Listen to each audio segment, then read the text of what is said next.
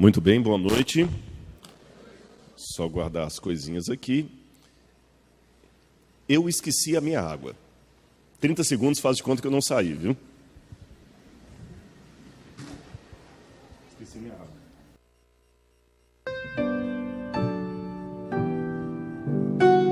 Gostei do estilo da música enquanto...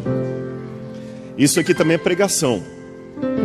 Se você não beber 2 litros d'água por dia, você já está doente. E por mais que eu goste dos médicos da igreja, eu não quero dar salário para eles.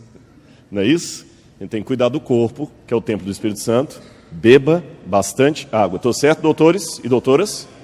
Certíssimo, né? Pessoal, falando nisso, o pessoal da igreja me procurou e falou que alguns não receberam o brinde que a igreja está dando para os visitantes.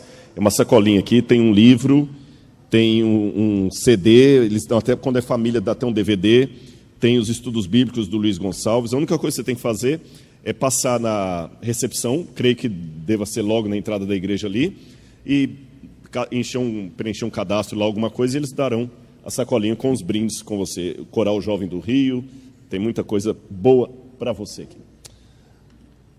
Quantos estiveram aqui ontem? Deixa eu só ter uma noção. A maioria, então dá para a gente fazer quase que uma continuação. No nosso diálogo de hoje, na nossa conversa, e eu quero cumprimentar também a você que está em casa, não esqueci de você não. Quem estiver assistindo de qualquer lugar do Brasil, do mundo, no seu tablet, no seu smartphone, que Deus alcance você, ainda que você esteja vendo esse sermão num período não ao vivo, não diretamente, mas gravado na internet, que ele possa servir também de meditação para você. Hoje eu quero dialogar um pouco com vocês a respeito de um livro da Bíblia muito complicado. Eu acho que ele só perde em complicação para o Apocalipse. O Apocalipse é considerado o livro mais tenebroso da Bíblia no senso comum, e fora o Apocalipse é esse livro que é o livro de Eclesiastes. E como eu sei que na igreja aqui nós temos estudantes universitários, pessoas formadas, pessoas que querem entrar na universidade, pessoas que já não estudam mais, mas estudam, que eu digo, formalmente num colégio, mas gostam de ler livros. Como eu sei que a mídia hoje aí tem uma grande gama de filósofos tendo o seu canal no YouTube ali, eu resolvi falar um pouquinho de Bíblia e filosofia com vocês, comparando, pode colocar já o PowerPoint, o livro do Eclesiastes e os chamados filósofos do pessimismo. O que é isso? Filósofos do pessimismo. Vou explicar daqui a pouquinho para vocês o que é o Eclesiastes e o que são os filósofos do pessimismo. Só para começar, abra a Bíblia comigo no livro de Eclesiastes. Eu vou ler para aqueles que eventualmente, talvez, não conheçam o porquê que o Eclesiastes é um livro tão complicado de ler, como é que as pessoas às vezes têm uma visão tão negativa do Eclesiastes.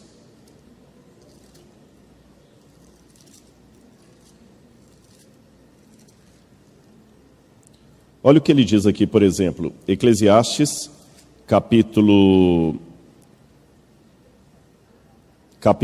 4, versículo 1. Diz assim: Vi todas as opressões que se fazem debaixo do sol. Vi as lágrimas dos que foram oprimidos, sem que ninguém os consolasse.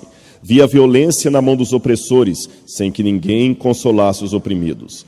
Pelo que tenho, por mais felizes os que já morreram, mais do que os que ainda vivem.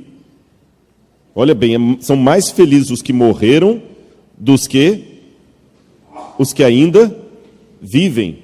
Poxa, que livro é esse? Parece que é um convite ao suicídio.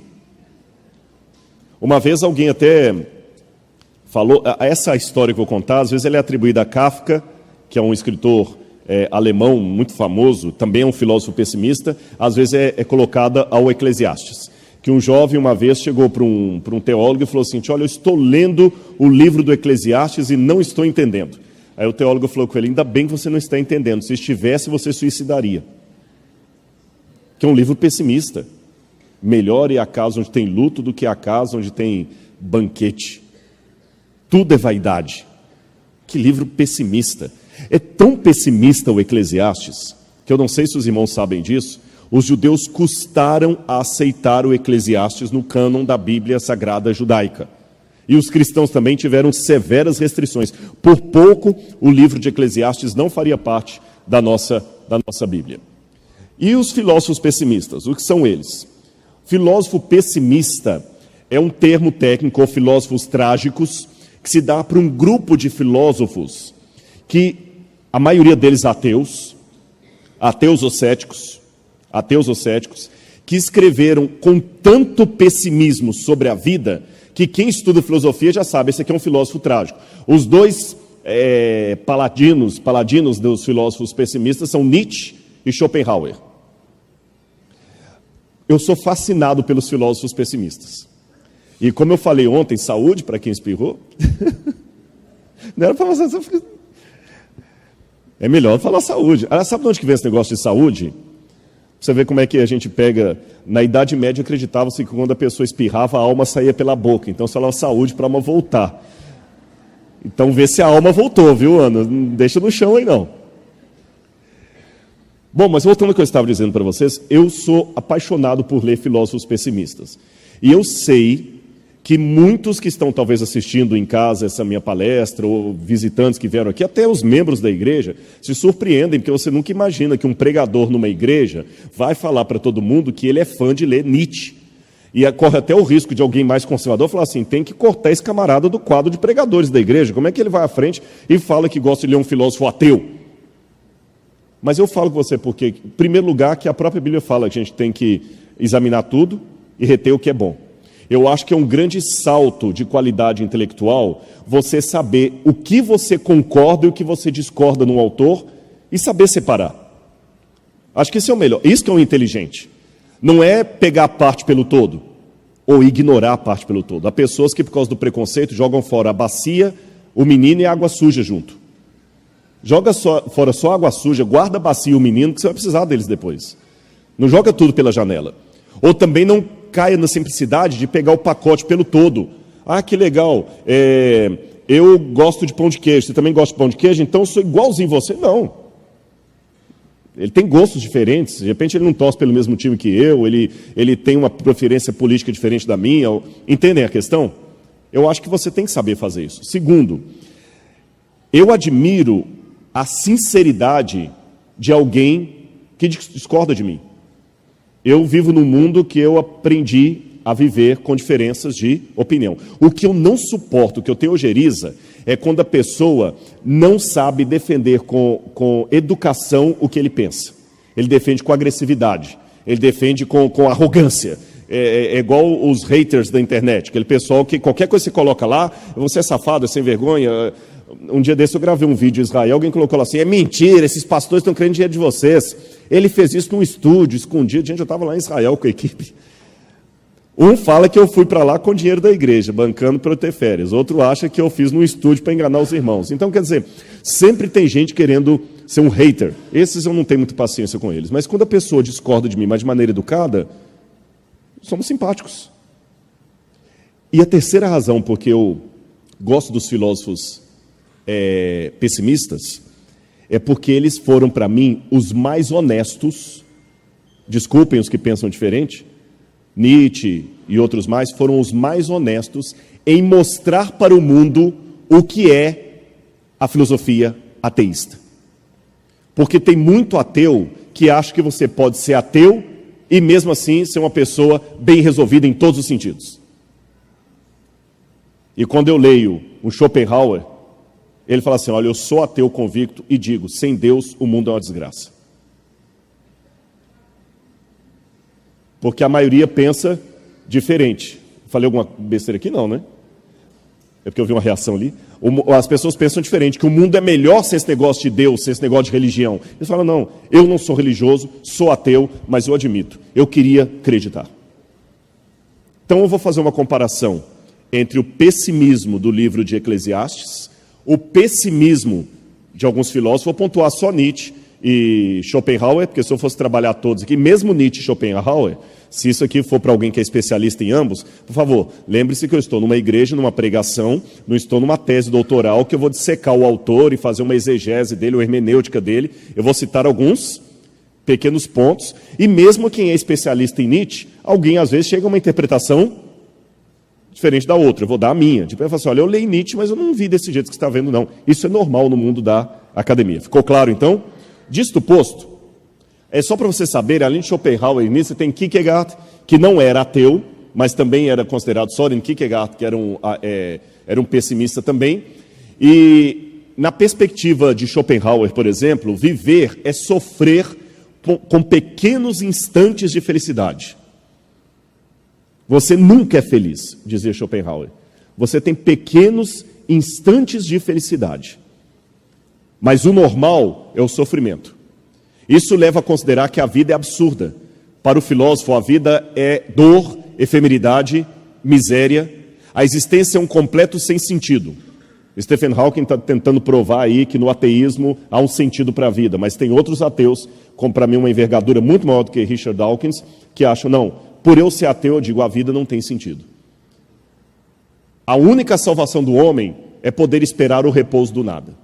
No romantismo e na transição dos séculos que foram evidentes as correntes do pessimismo, estou falando do final do século XIX, início do século XX, ali quando Nietzsche passa a transição, Nietzsche morre em 1901, 1902, se eu não me engano, e em 1989, já nas beiras da loucura, é que ele escreveu que Deus morreu e toda aquela interpretação daquilo. O pensamento do vazio, do niilismo e do absurdo é visto não somente em filósofos, mas também em poetas, escritores, músicos. Fernando Pessoa dizia que o ser humano... Olha essa frase de Fernando Pessoa. Nós somos apenas um cadáver adiado. Chocante, não é? Somos apenas um cadáver adiado. A leitura que o Eclesiastes faz parte, com o pessimismo do Eclesiastes, é chamado na Bíblia de leitura sapiencial. Então, o que eu vou fazer aqui nesse pequeno diálogo? Agora vocês já sabem o que são os filósofos pessimistas, eu já dei o nome de alguns deles. Já ficou claro para todo mundo o que são filósofos pessimistas? É uma corrente filosófica, tá bom? Não é um cara que está de mal com a vida simplesmente, não, é uma corrente filosófica. Assim como você tem o existencialismo, você tem várias correntes, você tem aquilo ali. Então, vou pegar os filósofos agora, vou colocar na parede. Vamos conhecer agora essa parte da Bíblia que a gente chama de literatura sapiencial, ou livros de sabedoria, de poesia. A literatura sapiencial é um estilo literário da antiguidade que tem instruções e conselhos práticos para o dia a dia. É um manual de instruções. Sapiencial vem de sabedoria. Tiago, capítulo 1, verso 5, já está o texto lá. Segundo a Bíblia, se alguém tem falta de sabedoria, peça a Deus, e Ele a dará, porque é generoso, e dá com bondade a todos. Se você pedir sabedoria a Deus, Ele vai te dar. Então, na Bíblia, a sabedoria não é algo que você nasce com ela, é algo que Deus lhe dá, é um dom. E sabedoria não é uma coisa que Deus pode dar apenas para uns e não para outros. Ele dá para quem quiser mesmo.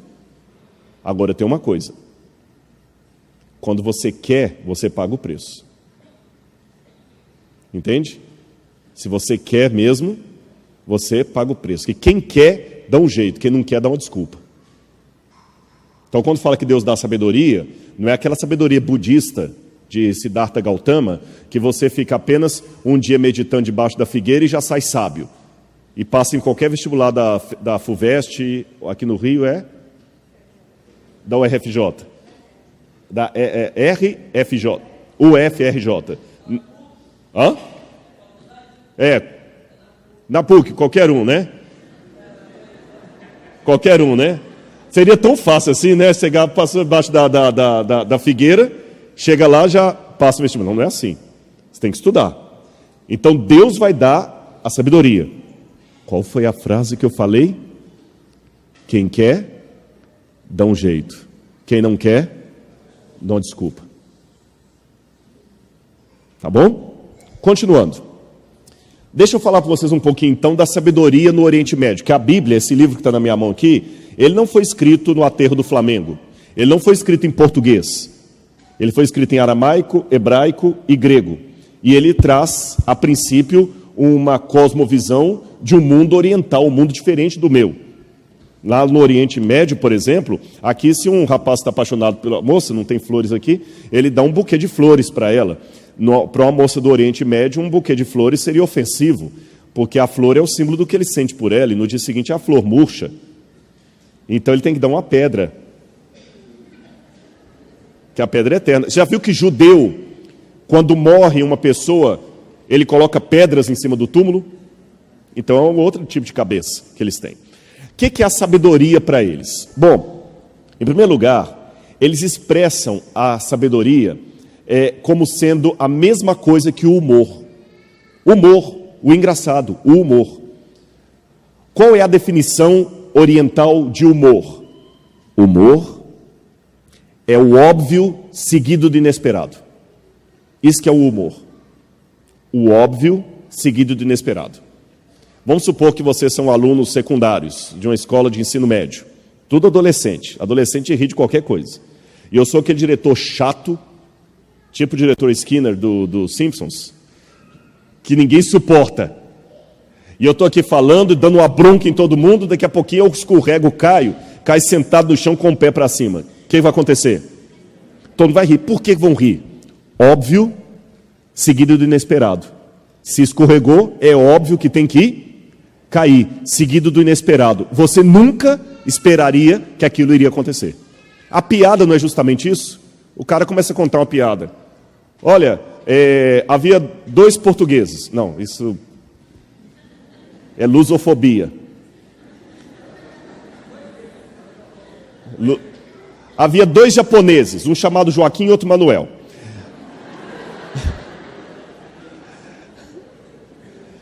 Isso é humor.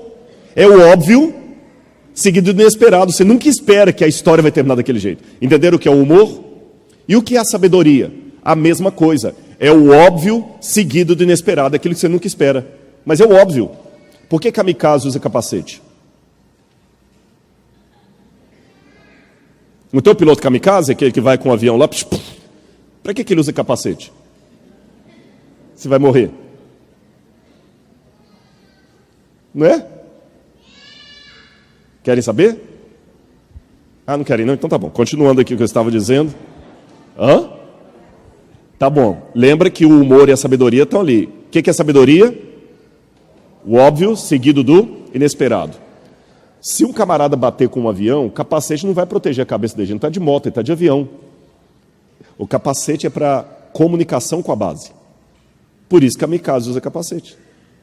É óbvio ou não é? Mas você esperava que era essa a resposta? Humor e sabedoria. Uma vez um rabino estava com os alunos e perguntou assim: o que vocês preferem? Um cavalo veloz ou um cavalo pangaré quase parando? Todo mundo falou assim: um cavalo veloz. E o senhor, professor? Depende. Depende de quê? Se eu estou do lado certo ou do lado errado da estrada. Se eu estou do lado errado, um cavalo veloz é uma desgraça, porque quando eu vi que estou errado, eu já estou muito longe.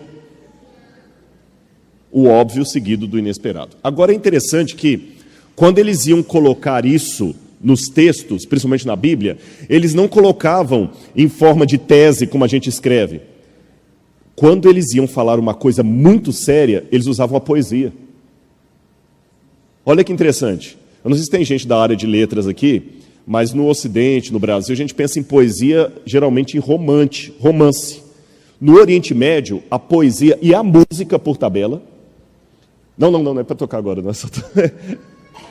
A música por tabela não era apenas o lado romântico, que é o que mais desperta, emotivo, era o lado intelectual. Por quê?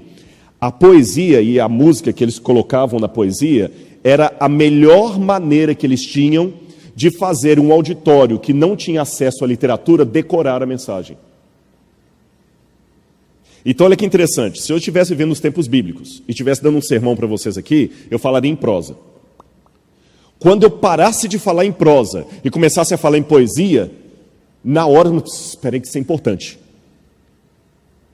Porque começou a falar em poesia. E se aquela poesia fosse cantada, aí que todo mundo prestava atenção, que é algo para você decorar. A maioria das pessoas não sabiam ler nem escrever. Então o acesso que elas tinham informação através da memória. Por isso que os livros de sabedoria eram colocados em forma de música e poesia. E a poesia não era rima nem métrica. Era paralelismo. Era paralelo.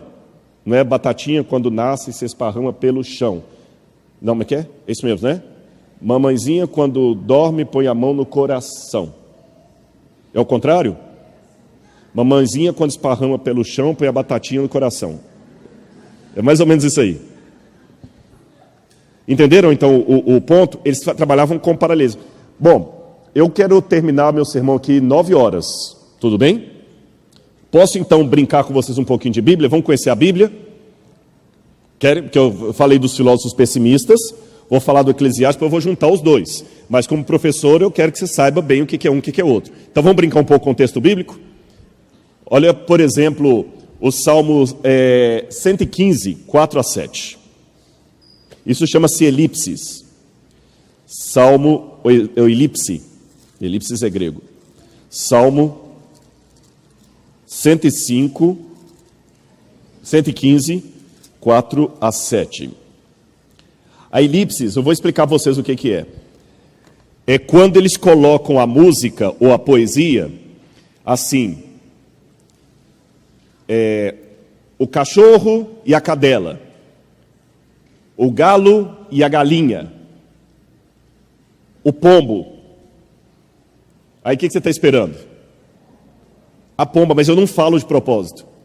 O fato de eu não falar produz na sua mente... Gente, eu estou falando do Oriente Médio Antigo, não estou falando que esse é o método que se usa hoje. Produz na sua mente uma necessidade de completar a frase. Aquilo ajuda na memorização. E muitos salmos usam essa técnica. Olha esse aqui, por exemplo, do 4 ao 7. Prata e ouro são os ídolos deles, obra das mãos de homens. Tem boca e não falam, tem olhos e não veem, tem ouvidos e não ouvem, tem nariz e não cheiram, tem mãos e não apalpam, pés não andam. Aí fala assim, garganta, som. Aí o tradutor colocou assim, nenhum som sai da garganta. Mas no hebraico está assim, garganta, som. O que está faltando? Tem garganta, mas não tem voz. Ele de propósito não colocou a palavra, chama-se elipse, não colocou de propósito, não é que ele esqueceu que a música ficou incompleta, é porque na hora a pessoa vai fazer e aquilo ajuda a memorizar. O Salmo 51, que é o Salmo de Davi, mostra bem a poesia. Abre a sua Bíblia no Salmo 51. Quando você lê corrente assim, você não vê poesia aqui, mas a poesia hebraica é sempre paralelo de ideias, não é rima. É como se eu falasse assim, a menina era bonita e inteligente, uma garota esperta e charmosa. O que vocês perceberam? A menina era bonita e inteligente, uma garota esperta e charmosa. Eu falei a mesma coisa com palavras diferentes. Menina, garota, bonita, charmosa, esperta, inteligente. Mas assim você decora. Entenderam? Olha o Salmo 51.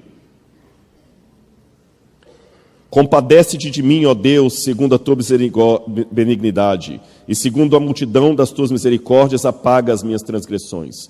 Lava-me. Vou fazer diferente. Eu vou pegar o Salmo e vou separar uma frase da outra para vocês verem como é que dá direitinho. Vocês conseguem ler ali? Eu peguei o Salmo. Eu só separei os paralelos. Olha como é que é a mesma coisa. Eu vou falar a parte em vermelho, vocês falam a parte em negro, em negrito. E preste atenção se nós não estamos falando da mesma coisa com outras palavras. Compadece de mim, ó Deus, segundo a tua benignidade.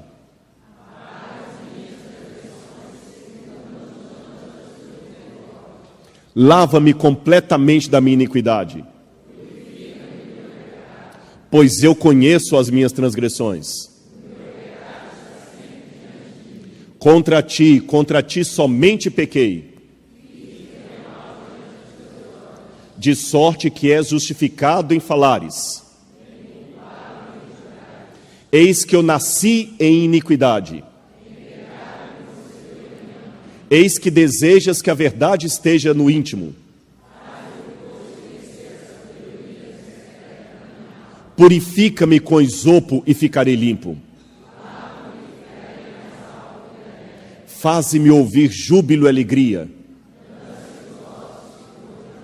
Esconde o teu rosto dos meus pecados. Perceberam? Isso é sabedoria. A Bíblia se preocupa com a didática. Eu podia dar outros exemplos mais para vocês. As instruções de Amenemope, por exemplo, no Egito, mostram que outros países vizinhos a Israel nos tempos bíblicos também tinham livros de sabedoria. Lembra que a sabedoria se expressava pela música, pela poesia. Às vezes tinha prosa também. O livro de Amenemope, que é esse pergaminho que vocês estão vendo aí, tem passagens que são idênticas à da Bíblia. Por exemplo, Provérbios diz assim: inclina o teu ouvido e ouve as palavras dos sábios, e aplica o teu coração ao meu conhecimento, porque te será agradável se o guardares no teu íntimo, se aplicares todas elas aos teus lábios. Aí você vai no texto egípcio, está lá: dá teu ouvido e ouve o que te digo, e aplica o teu coração para aprender. E é bom para ti para colocá-los no teu coração. Deixe-os descansar no cofre do teu ventre, para que possam atuar como um pino sobre a tua língua. Tem muitas passagens da Bíblia que são encontradas ali. Aí tem aquela questão: mas será que foi a Bíblia que copiou Amenemope ou Amenemope que copiou Salomão? Eu acredito que foi o do Egito que copiou Salomão, pela datação. E Salomão, ele casou entre várias pessoas com uma rainha, uma princesa do Egito. Então o Egito teve contato com a sabedoria de Salomão. Lembra que a rainha de Sabá, que veio da Etiópia, foi lá para conhecer Salomão. Parece que os provérbios de Salomão chegaram até ao Egito. Provérbios 31, que fala da mulher virtuosa, tem um acróstico. Cada verso do provérbio começa com uma letra do alfabeto hebraico. Aleph, Beit, Gimel, Dalet. Cada verso começa com uma letra do alfabeto hebraico, direitinho. Então são formas que a Bíblia tem de ajudar a decorar o texto. Agora, para terminar essa parte aqui, vamos entender em que bolsão da Bíblia estão os livros de sabedoria. Está claro para todo mundo? Os que são visitantes estão vendo? Agora eu vou mostrar a você como é que a Bíblia está formatada. Porque você vê a Bíblia no livro de capa preta aí, de Gênesis, Apocalipse, e tem gente que fala comigo assim: Rodrigo, é difícil ler a Bíblia. Você que tem em casa, às vezes, também tem essa dificuldade. Que eu começo a ler, eu não entendo aquele arranjo dos livros. Eu preferi uma coisa de A a Z. A Bíblia está arranjada por temas. A Bíblia, na verdade, é uma coleção de 66 livros, segundo o cânon protestante e evangélico, 66 livros. A Bíblia católica tem alguns livros a mais, são os deuterocanônicos, o que os protestantes chamam de apócrifos. E essa coleção de livros da Bíblia, Bíblia significa coleção de pequenos livros, ela pode ser arranjada como se fosse uma estante mesmo. Os 5 primeiros livros da Bíblia, estão lá em cima, ó, Gênesis, Êxodo, Levítico e Números, são os livros de Moisés, a lei de Moisés. São os livros da lei, que contam a história da origem do mundo. Depois vem Josué, Juízes, Rute, que conta a história do povo de Israel antes da monarquia. Aí depois você tem Samuel, Reis e Crônicas, que conta o período da monarquia de Israel e da destruição pelos babilônios. Depois vem Esdras, Neemias e Esther, que conta o período do fim do cativeiro babilônico e o início da reconstrução dos muros de Jerusalém. Então você tem ali, ó, os 5 primeiros livros da lei de Moisés, os próximos ali são livros históricos, que contam a história de Israel. Depois você tem o livro de poesias, ou os livros de sabedoria, que é Jó, Salmos, Provérbios, Eclesiastes, vamos estudar aí Cantares. Depois começam os livros dos profetas, profetas maiores e profetas menores. Aí vem o Novo Testamento. Os 4 primeiros são os evangelhos, contam a história de Jesus. O livro de Atos, que está isolado ali, história da igreja cristã. Depois os verdes ali são as cartas do apóstolo Paulo, a seguir outras cartas e finalmente o livro do Apocalipse. Então nós vamos nesse momento aqui pensar da prateleira de cima o livro de Eclesiastes, que faz parte dos livros de sabedoria ou livros de poesia, como eu falei com vocês. Para recapitular, lembra que a poesia, em hebraico eles chamam de Hokmah, é algo que pode ser procurado, não nasce conosco. É uma habilidade adquirida, é mais do que a coleção de informações diárias. É saber como navegar em meio a estas informações. É a habilidade para tomar decisões corretas. É descobrir o caráter de Deus nas coisas diárias e seguir o seu exemplo, agir como Deus agiria. Essa que é a visão bíblica de sabedoria. Ou seja, segundo a Bíblia, eu estou agora parafraseando, é lógico, estou criando um anacronismo, Informação você pega no Google. Sabedoria você busca em Deus. Tá bem? Informação e sabedoria não são sinônimas na Bíblia. E o Eclesiastes, que em hebraico o nome dele é Kohelet, significa o livro do pregador. Kohelet é aquilo que eu estou fazendo aqui. Kohelet é um anunciador, é que fala assim, gente, venham, todo mundo, venha que eu tenho algo muito importante para dizer para vocês, assentem-se, que eu quero conversar com vocês. É o Kohelet, é o pregador, o anunciador. É isso que, só que eles traduziram por Eclesiastes. Esse nome Eclesiastes é um nome cristão que foi dado para o livro. O autor, provavelmente é Salomão. Alguns pensam que não é Salomão, porque tem algumas expressões no livro que parecem ser posteriores ao tempo de Salomão. É como se a Emília, do sítio do Capão Amarelo, tivesse um livro escrevendo, falando para o Pedrinho assim, eu vou deletar você do meu livro. Quando Monteiro Lobato escreveu aquilo, não tinha o verbo deletar. Mas isso significa apenas que um editor posterior pode ter feito algum arranjo das palavras de Salomão, juntado. Vocês sabem disso? Então isso acontece. Às vezes alguns livros são compilação, depois que o autor morre que a compilação é feita. Isso é normal. Aqui está a divisão do Eclesiastes. Salomão inicia no capítulo 1 colocando o problema, a mesmice do tempo. Depois do capítulo 1:12 até o 6, ele vai buscar uma solução para o problema do pessimismo. Ele não vai encontrar a solução. No capítulo 7, ele chega à conclusão que aquelas soluções que ele procurou não daram em nada. Então aí no capítulo 11 e 12, ele dá o desfecho final do livro, que é surpreendente. Para lembrar dos filósofos pessimistas, eu digo que do capítulo 1 até o capítulo 11, 90% do texto poderia ser escrito sob a autoria de Nietzsche ou Schopenhauer. 90%, uns 10% ali sai porque ele coloca Deus na jogada. Mas do capítulo 11 e 12 é onde ele vai divorciar, separar desses autores. Valeu a introdução? Vamos fazer agora a comparação dos dois, para ver qual é a novidade bíblica. E até, por favor, faça uma propaganda. Quando você estiver na Universidade Federal do Rio de Janeiro, na PUC, em qualquer lugar, fala assim, olha, professor, o senhor pode ser pessimista, achando que crente não tem cultura, mas pelo menos eu fui numa igreja lá que o cara pregou e falou de Nietzsche o tempo todo lá. E Schopenhauer, viu? Você pode falar que não tem, mas existe isso. Existe vida inteligente fora da sua sala de aula. Tá bom? Então é bom, gente, sabe? A gente tem que sair um pouquinho da nossa caixinha. O termo-chave que Salomão usa é o termo vaidade. Vamos ler aqui na Bíblia, Eclesiastes, capítulo 1, versículo 2. Abra sua Bíblia aí, Eclesiastes, capítulo 1, versículo 2. Tem uma Bíblia para visitante aí? Hã? Você vai começar. Arruma uma Bíblia de presente. Sabe por quê? E olha, como é que você sabia que eu ia dar uma Bíblia para você? Vamos fazer um trato? Você tem fé? Eu vou te dar uma Bíblia de presente. Não sei daqui eles vão arrumar, não. Agora você viu. Eu vou te dar uma Bíblia de presente. Eu vou assinar essa Bíblia para você. E um dia você vai ficar aqui na frente e vai ler essa Bíblia para todo mundo ver que você aprendeu a ler. Fechado? Como é que é o seu nome? João Victor. João Victor. Sabe o que significa João Victor? João significa dádiva de Deus em hebraico e Victor significa vitorioso. Olha o significado do seu nome, hein? Depois eu vou assinar para você e você tem um desafio. Deus vai te dar o privilégio que um dia você vai, aqui nessa igreja, chegar no púlpito e vai ler um versículo da Bíblia. Tá bom? No final você conversa comigo. Tá bom? De nada. Na verdade, eu fiz caridade com o chapéu dos outros. Abençoei, exatamente. Eu vou. Você quer fazer uma oração comigo? Você acredita? Então vem cá. Vem cá. Sabe por quê? Rapaz, vem cá. Você quer que eu tire o sapato também? Deixa eu falar com você uma coisa. Tem muito, infelizmente, hoje, João Victor, faz de conta que ninguém está ouvindo a gente, não esquece o povo lá.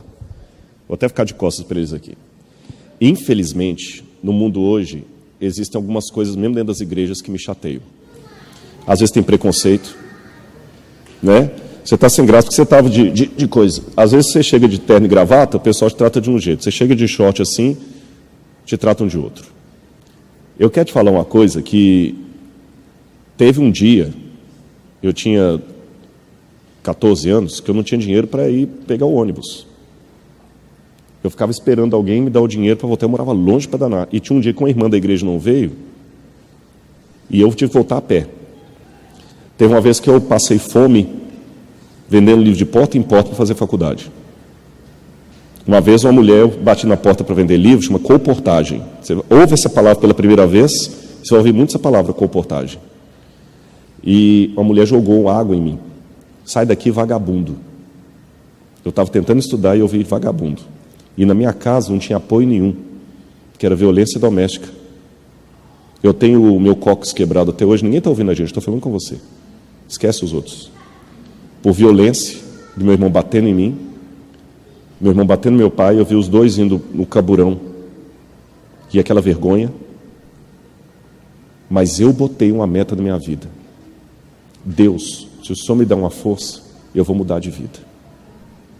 E se Deus te colocou sentado ali, é porque Deus me trouxe aqui, talvez nem foi para falar só para eles, foi para falar para você que Ele tem uma meta para você. Isso aqui não fazia parte do sermão.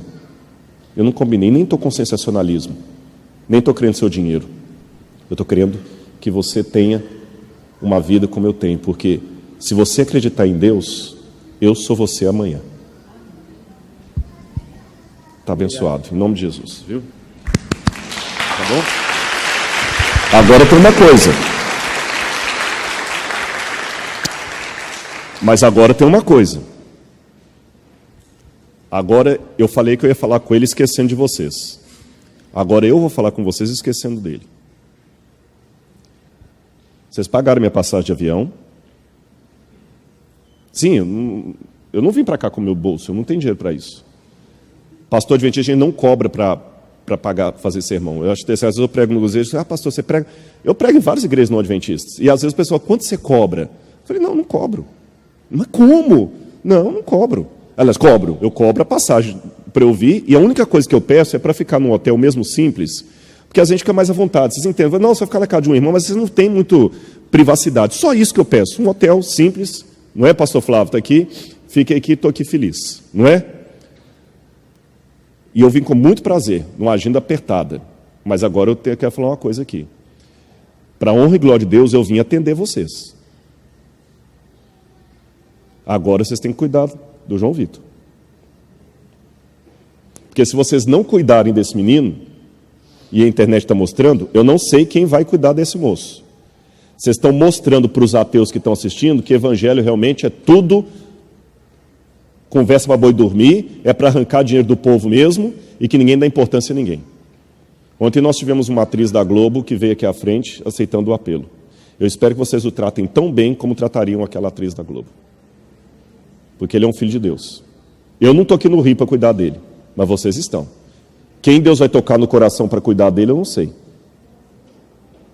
Mas não me façam passar vergonha. E nem a Cristo. Porque, como eu falei ontem, eu vi que tem várias visitas aqui, a única doutrina adventista que muita gente vai sair aqui é o comportamento seu nessa igreja. E a sua vida é a única Bíblia que muitos deles vão ler. Em nome de Jesus. Tá bom? Vamos fechar agora. Vamos voltar para o tema, senão daqui a pouquinho vocês não voltam mais. Porque já, gente, 15 para as 9. Deixa eu ir. Não, e o pregador também tem que tomar vergonha. Já pensou, pastor Flávio? Ele me traz aqui, vem as visitas, aí eu anuncio o sermão. 120 razões porque eu sou um cristão. 4 horas depois de sermão, estou na razão número 5. Não fica mais ninguém. Fiquem tranquilos que eu vou terminar 9:05, 9:10 no máximo. Voltando. Eclesiastes capítulo 1, versículo 2. Vaidade e vaidade, diz o pregador. Tudo é vaidade. No hebraico, que é aqueles palavrões que vocês estão vendo ali, é um pouquinho diferente. Lá está escrito aqui, ó. Havel, Havalim. Sopro de sopro. Suspiro de suspiro. Que eles traduziram como vaidade, porque eles traduziram vaidade por causa do latim. Vanitas, vanitam. Vanitum. Vaidade. Mas não é bem vaidade que está no hebraico. Havel é um sopro assim, ó. Sabe quando você está cansado? Isso aqui em hebraico é Havel. Havel, Havalim, o construto. Quer dizer, sopro de sopro, suspiro de suspiro, vapor de vapor. Amor, correlet. Suspiro de suspiro, diz o pregador. Ravel, ravalim. Hakol, ravel. Suspiro de suspiro, diz o pregador. Ou vapor de vapor. Tudo é vapor, tudo é suspiro, tudo passa. É diferente da palavra ruach, que é vento em hebraico. Vento em hebraico é... Mas o ravel é um vento assim. Entenderam agora? Sim ou não? É isso que o Eclesiastes está falando que é a sua vida. Somos um cadáver adiado. Tudo passa. Essa foto aí de Rosa Camfield, uma senhora de 103 anos, que morava em Chandler, no Arizona, e ela tirou uma foto com uma bebê, que foi batizada com o nome de Kylie, e eles tiraram a foto da senhora de 103 anos com a menininha. Viralizou essa foto aí na internet. Mas eu quero pegar um outro aspecto dessa foto. Essa senhorinha de 103 anos, que já não consegue mais andar, um dia foi um bebezinho como aquele. Correu, brincou, pulou. E aquele bebezinho, um dia vai ser, se não morrer antes, uma velhinha daquela. Ou seja, aqui eu vou voltar para os filósofos pessimistas. Por mais hoje que você esteja disposto, animado, correndo, pega ônibus, faz esporte, atleta, um dia, mais cedo ou mais tarde, a gravidade vai começar a funcionar. Você vai descobrir a gravidade de Newton, sem precisar estudar física.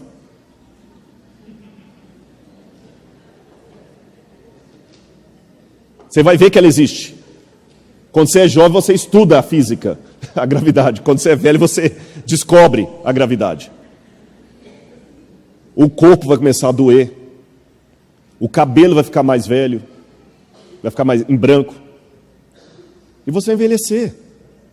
E mesmo que hoje você tenha um câncer, e eu faço uma oração aqui, e Deus cure o seu câncer, e você dê um agradecimento à igreja porque Deus curou o seu câncer, mas daqui a alguns anos você vai morrer de qualquer jeito. Até as curas, até os milagres são provisórios. Essa é a vida. Vamos ser sinceros. Agora um pouco do Nietzsche e do Schopenhauer, para alegrar ainda mais essa noite triste que nós estamos aqui.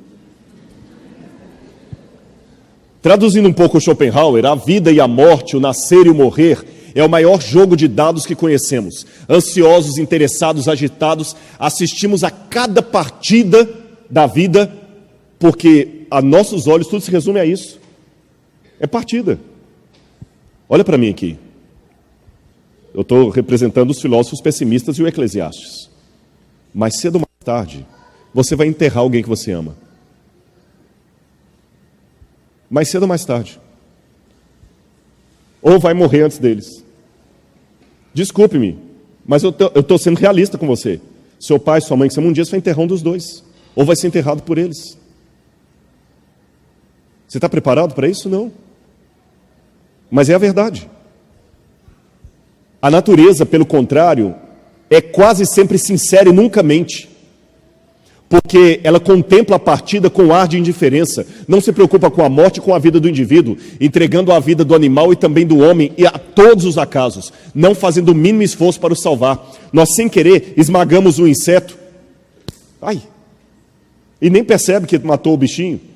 A lesma morre, necessita de todo o meio, mas ela não tem nem como se defender, não tem como fugir. Na verdade, nós não temos como escapar. A gente sempre finge que não vai morrer. Mas vai.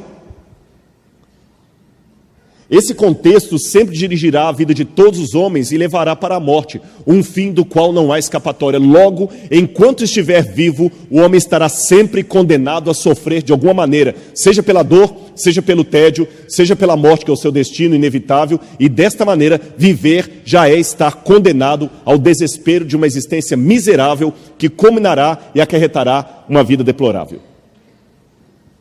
Nós já nascemos condenados. E olha, esses dias eu estava no elevador e tinha uma fila, e tinha um senhor, né?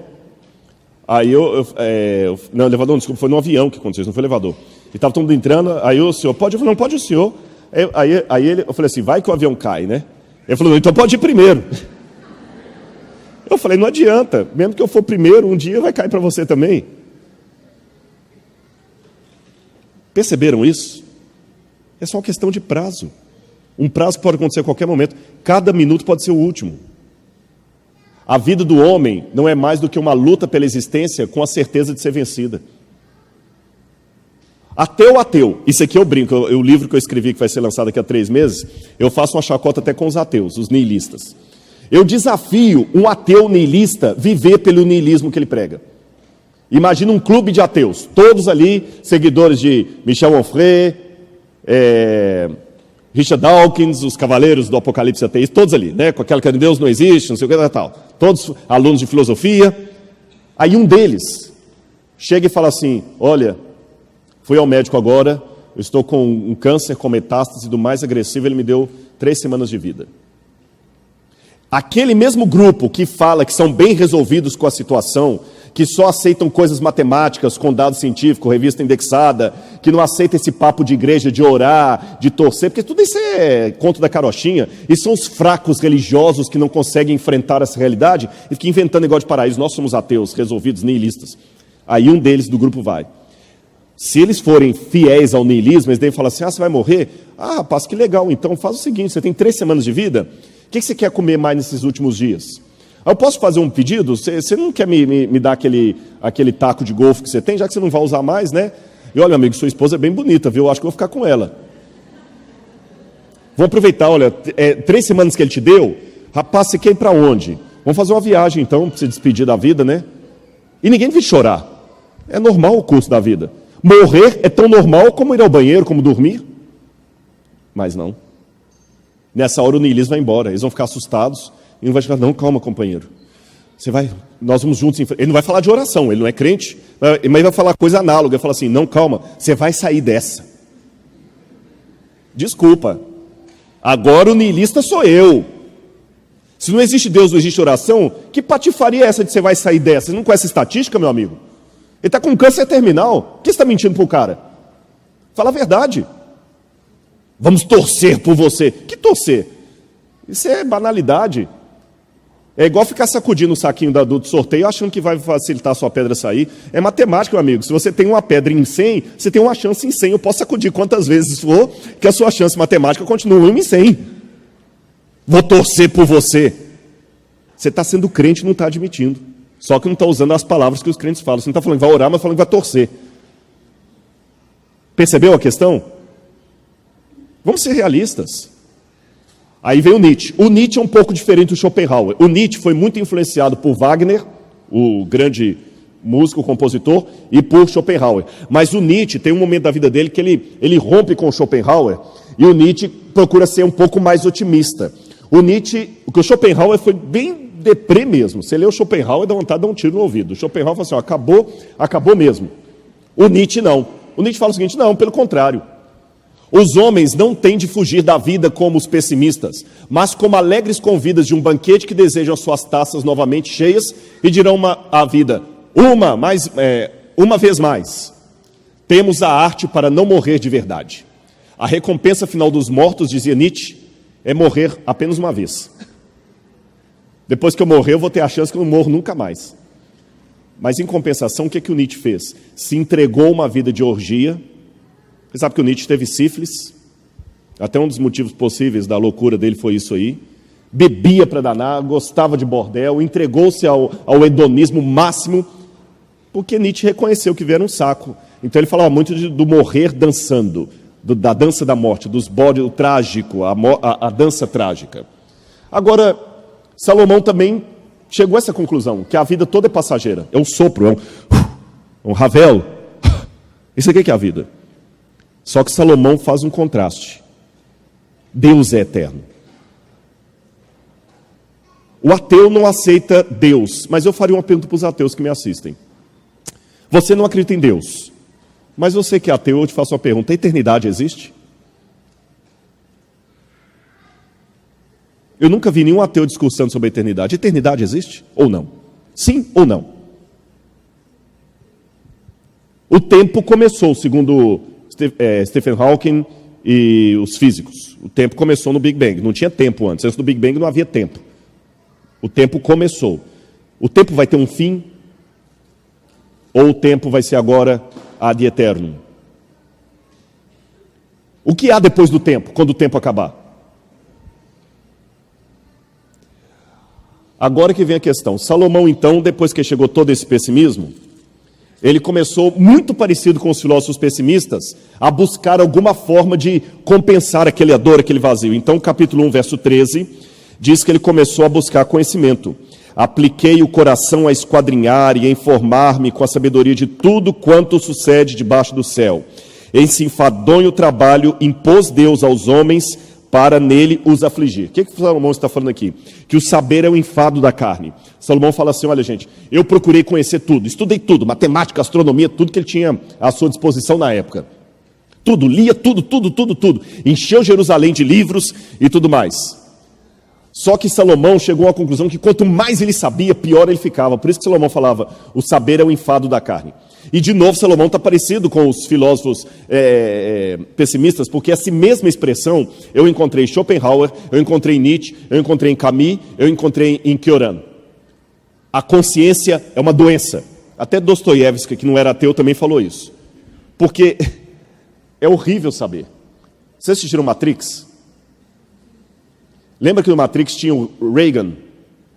Tem um diálogo do Reagan que o agente Smith pergunta assim, nós temos um acordo, senhor Reagan. Aí o Reagan fala assim, você sabe, eu sei, esse bife não existe. Porque no Matrix tudo era, né? Esse bife não existe.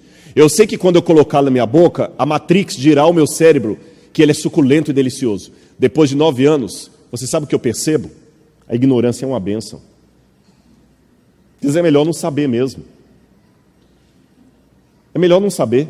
Porque quando você sabe todas essas coisas que eu li, eu confesso a vocês, é igual eu falei do Kafka, você tem que cuidar para não suicidar. Saber que tudo acaba. Olha o que diz também o Arthur Schopenhauer. Quanto mais claro é o conhecimento do homem, quanto mais inteligente ele é, mais sofrimento ele tem. O homem dotado de gênio sofre mais do que todos. Esse Wayne Luke escreveu um livro muito interessante sobre o problema que a sociedade hoje tem com o excesso de informação. E ele tem mostrado, vou passar um pouquinho mais rápido aqui por causa do tempo, que quanto mais sabemos, menos seguros nós ficamos. Quer um exemplo?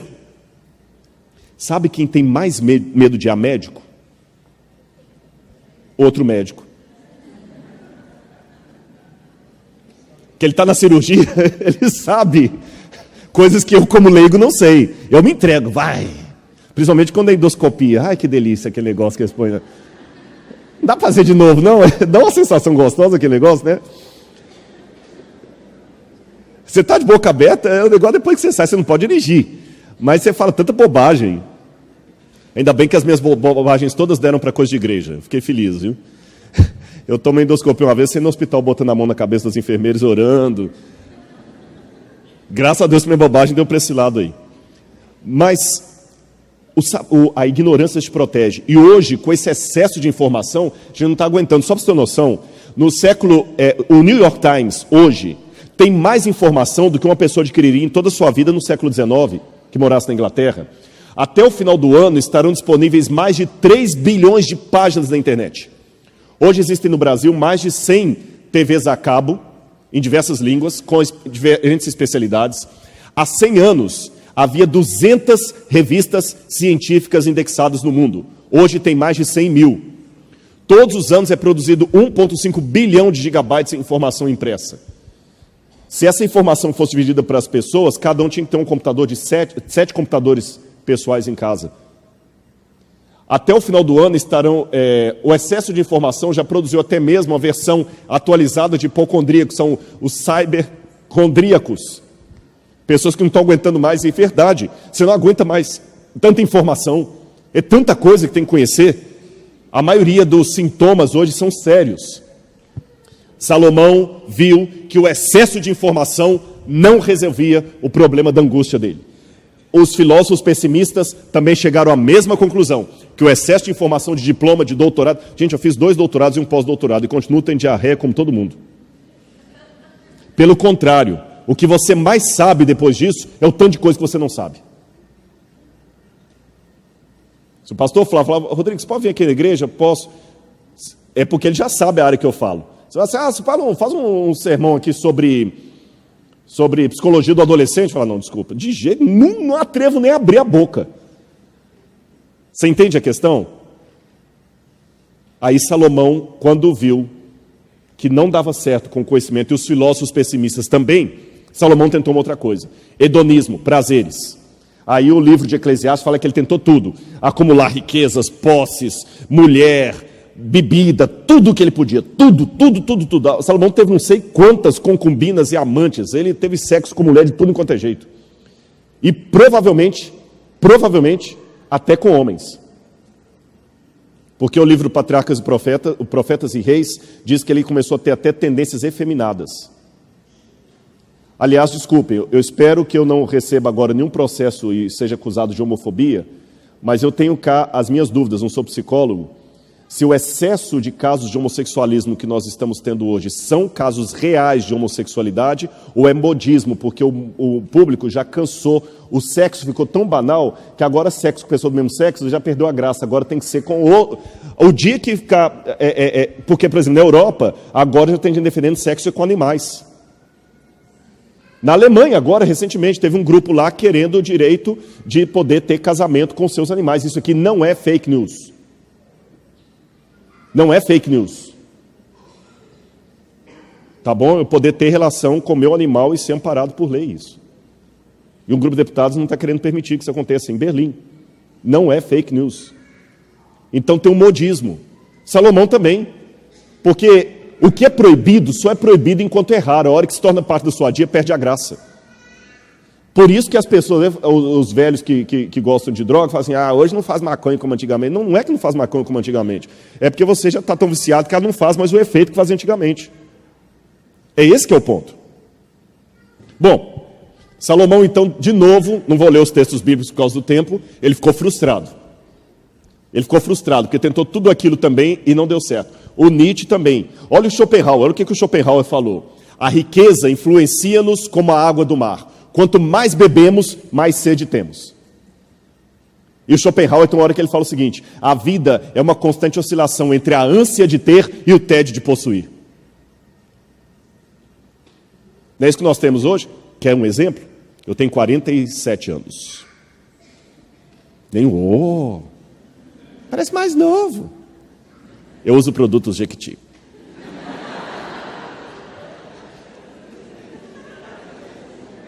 Se isso virar meme, eu estou lascado. Hoje tem que cuidar, tudo falando para a internet vira meme. Mas pelo menos vocês viram, prestar atenção. Quando eu era criança, um chicabon era uma delícia dos deuses. Hoje, se eu der um chicabon para uma criança aqui, ele come metade e joga fora. E nem liga. Quando eu era criança, a gente não podia comer uma coisa perto de criança, a criança ficava assim, ó. Até eles falavam que aguava. Tá de mim, ficou aguado. Não tinha esse negócio de ficar aguado? Hoje, para eles, eu não tenho essa graça. Por quê? Porque quando eu era criança, era muito raro você comer um chocolate. A mãe partia um pedacinho. Depois do almoço, um pedacinho. A caixa de bombom garoto em cima do guarda-roupa. Quantas sessões de terapia você não teve que resolver esse problema? E sempre chegava o seu irmão e pegava o serenato de amor, que era maior, e você ficava com aquele pequenininho. Hoje, como não tem mais isso, a criançada de hoje não tem mais o prazer com a comida que a gente tem, mas em compensação, estão mais acima do peso do que nós. Enfado da carne, enfado dos prazeres. Salomão percebeu isso, Nietzsche também percebeu. Eu falei com vocês que o Nietzsche terminou também frustrado. O dinheiro é bom, mas vocês sabiam que tem um limite do dinheiro?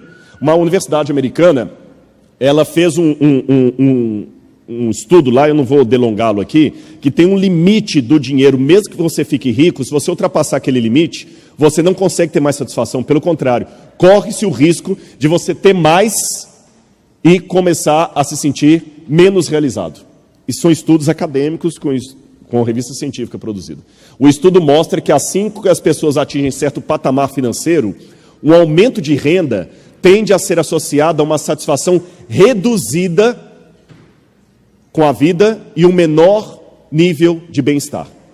É porque é o seguinte, você ir à loja e querer comprar dois blazers, mas se o dinheiro só dá para levar um que você ficou juntando o mês todo, te dá uma satisfação. Você trouxe um, ficou feliz porque você lutou, você passou o mês todo querendo aquele blazer.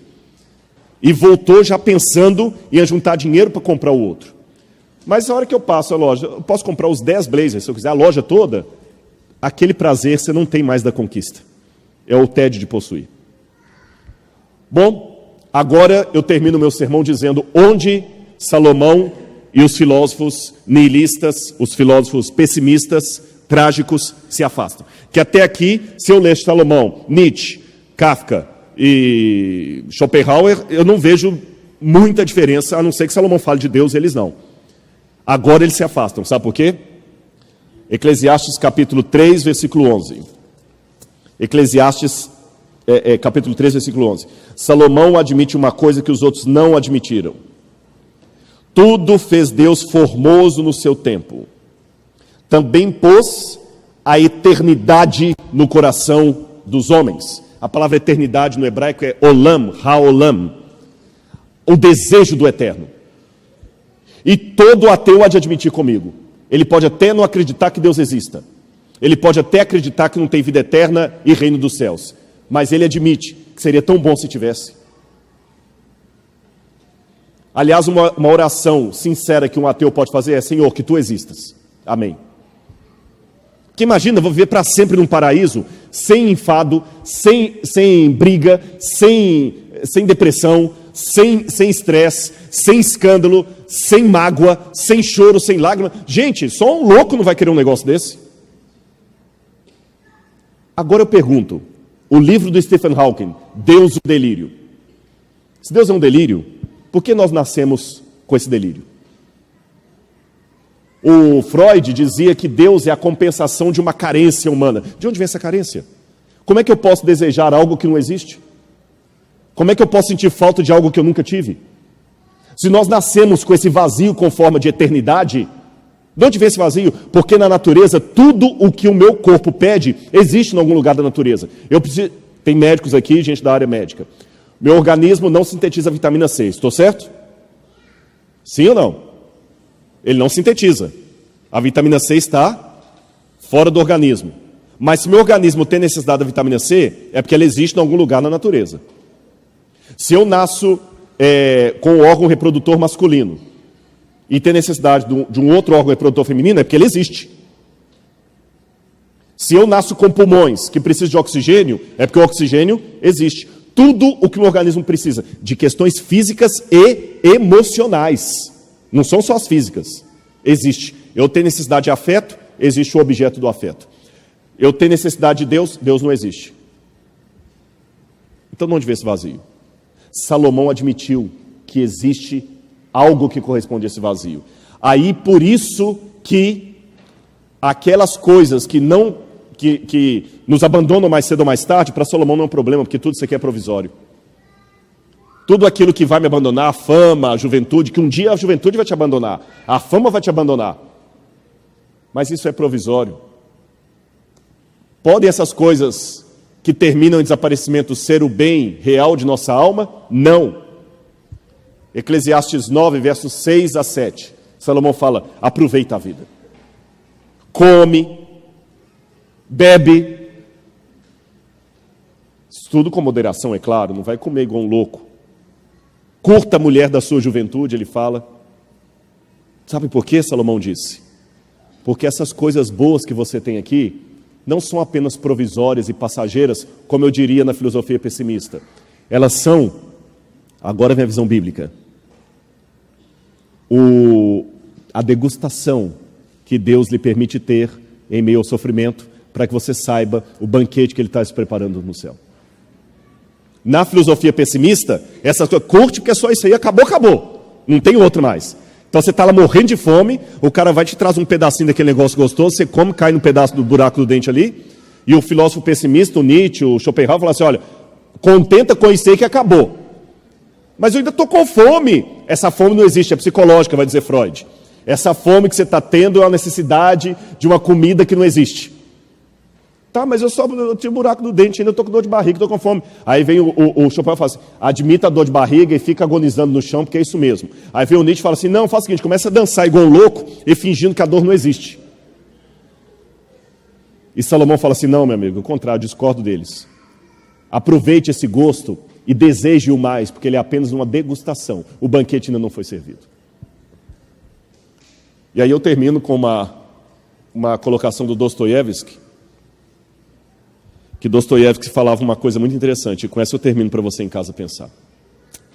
Todos nós somos como pássaros almejando o voo, as alturas. Mas para você voar, você tem que ter a coragem de ter fé. Porque sabe o que é o voo? É você abrir as suas asas, olhar para baixo, ver a imensidão do vazio e nenhuma corda te segurando. E nós queremos voar.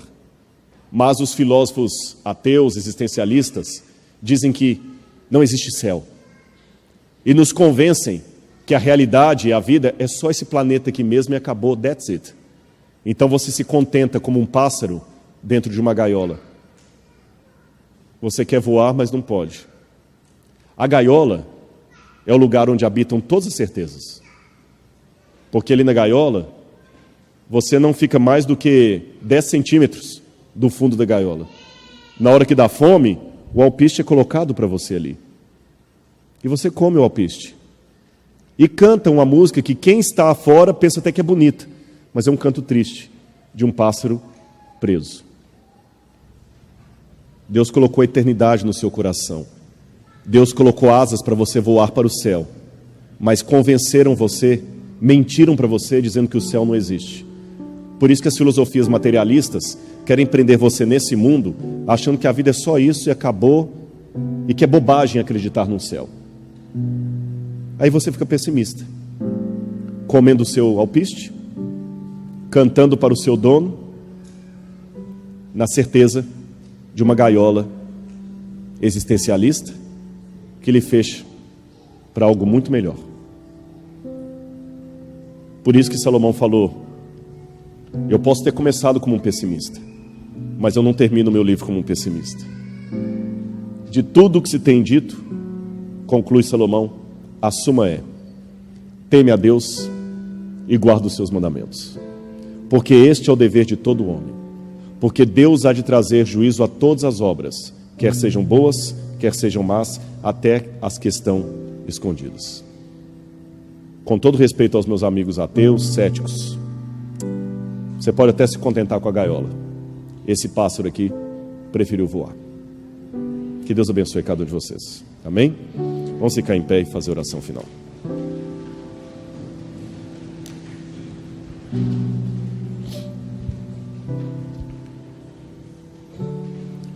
Obrigado, Senhor, por Tua graça, pelo Teu amor.